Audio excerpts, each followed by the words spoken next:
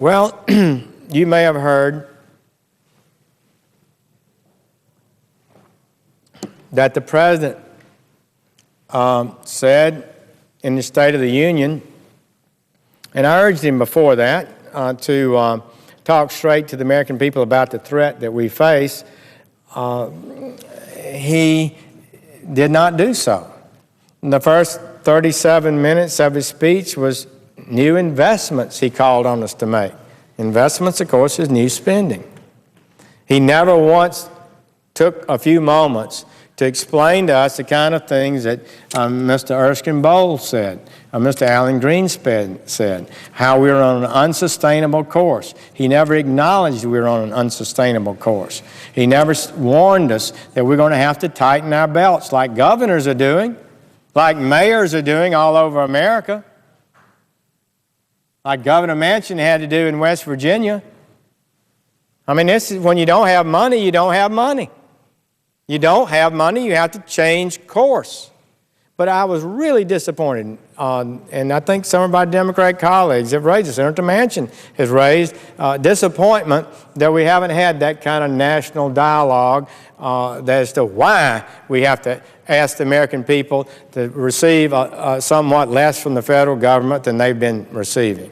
Why do we have to do it? Because we're facing a crisis, and good leadership to me means that the leader has to tell the people what the threat is, what the danger is, and how we're going to get out of it. And I truly believe that one of the highest duties of any member of Congress or any leader in America is to protect the American people from foreseeable dangers. And as Erskine Bowles said, this is the most predictable crisis we've ever faced. It's heading to a bad end. Hopefully not as soon as they warned us it could happen, so we'll have time to get off this course, but that's important. So there are two choices, Mr. President, I believe truly. One is a tougher road, but it's the road to prosperity. It can return us to the kind of leadership role in the world we need to be on, and the other road is the road to decline. You know, nothing comes from nothing. Nothing ever could, Julie Andrews sang. There's no free lunch. Debts have to be paid. Interest has to be paid on debts. This is reality. We don't live in a fantasy world. So the time to stand and be counted is now. This $61 billion reduction in spending through the last 6.5 or so months of this fiscal year is a statement. It's actual, it's real, it will reduce the total indebtedness of the United States by $860 billion over 10 years. We could do more.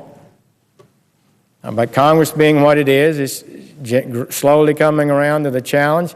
We're not ready probably to do more. We need to do $61 billion. We do not need a compromise halfway, some $30 billion reduction in spending.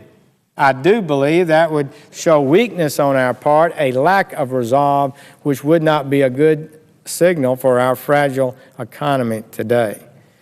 So we need to meet the test, to face the defining challenge of our time, and that's spending. It's the dominant issue facing America today, no doubt about it. It dwarfs every other issue. I wish it weren't so. I wish we were here at a time of when I came, 97, well, I guess we were still fighting over spending then, trying to contain spending, and by 98 or 99, we were in surplus. We balanced the budget. They started in 94. They made some tough decisions. It's going to be harder this time. The hole is deeper. The demographics and the systemic threats to our financial order is greater than it was. There's just no doubt about it. But we can do it. And I think it's our time to fulfill our duty, duty to our nation and to the American people to preserve the American heritage. We are standing at a time in this country where we have to make a choice. Let's make this choice. Let's do this more 3-week extension. Take it down $6 billion more over that 3 weeks. And then let's come back and just do 61 and celebrate the first real step in decades to contain growth and spending, and promise that this is the beginning, that we're going to review all of our spending, our financial situation in this country, and we're going to do it in an honest, above-board way, fact-based, not politics, not smoke and mirrors or fantasy budgets, but real numbers facing real threats. And if we do that, I think the American people will be supportive. They were supportive in the last election. I believe they'll be supportive again.